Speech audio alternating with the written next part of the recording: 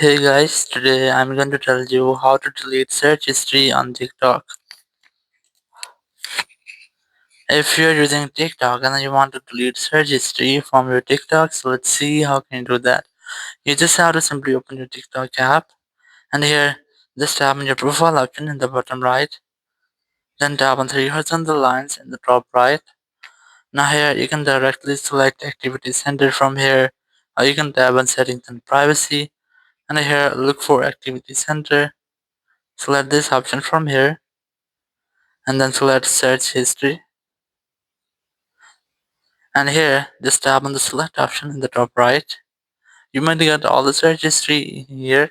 Just select all the search history if you want to delete all, or you can delete your selected search history from here. Just select search history which you want to delete, then tap on this delete option in the bottom right. Tap on delete option again, so your search history will be deleted. So in this way you can easily delete search history from TikTok. Thank you very much for watching the video. Until next video, bye bye.